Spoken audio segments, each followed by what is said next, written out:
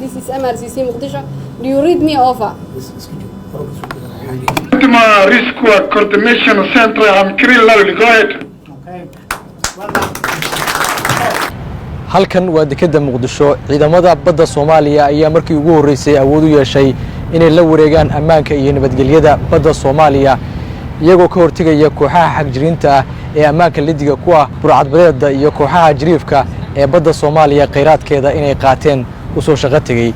waxaana magaalada Muqdisho laga daafuray hay'adda samata bixinta taasi oo ka hortagaysa kooxaha amniga lidiga ku ah. wasiirka amniga, wasiirka dekedaha, wasiiru dowlaha xafiiska ra'iisul wasaaraha iyo wakiilka midowga Yurub ayaa si wadajir ah xariga uga jaray xarunta badbaadada iyo samata bixinta dhibaatooyinka ka dhaca badaha oo ku hawlgelaya qalab elektaroonig casri ah kaasoo suuragelinaya in la ogaado maraakiibta gooshaya badda Soomaaliya halka ay u socdaan, badeecooyinka ay wadaan iyo halka ay ku wajahan yihiin.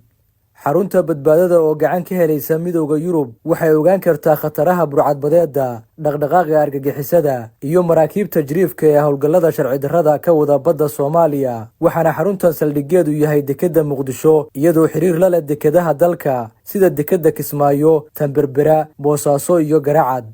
wasiirka amniga Soomaaliya Cabdullaahi Sheekh Ismaaciil Farataag ayaa sheegay in ciidamada iyo shaqaalaha ka hawlgalaya xaruntan ay khibrad u leeyihiin sidii ay u ilaalin lahaayeen ammaanka xeebta ugu dheer qaaradda Afrika.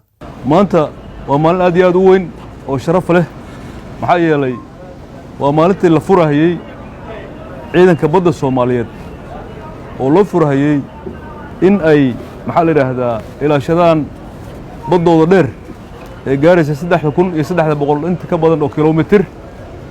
ciidanka ugu horeeyay ama meesha xarunta ugu horeysay oo loo furahayo oo ay ka qayb qaadanayaan midowga Yurub ama EU Cup qolada la yiraahdo aad iyo aad baan u mahadcelinaynaa iyo beesha caalamkaba saad la socotaan.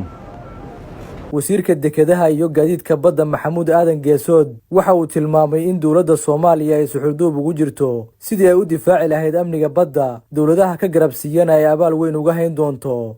The launch is first step. So talaabadii ugu horeysay aanu qaadnay oo horumarka dhinaca badda insha Allah waxaan rajaynaynaa inaanu dhinaca badda iyo dhinaca cirka labadaba aanu difaacan doono. maanta meel baan joognaa, berrina meel baan gaari doonaa, shalay meel baan joognaa. anaga waxaan mar walba u haynaynaa ixtiraam ciddii maalinta aan u baahannahay na soo buuxisa garabkayga ama soo kaaga garab taagta. cid kasta oo anaga wax nagu darsatay ama na soo garab istaagtay waqtiga aan u baahnayn iyo meesha aan uga baahnayn meel gaar ah bay noogu qornaanaysaa ama waxay noo lahaanaysaa magac gaar ah noo lahaanaysaa. Maxamed Tarsan, warbaahinta qaranka Muqdisho.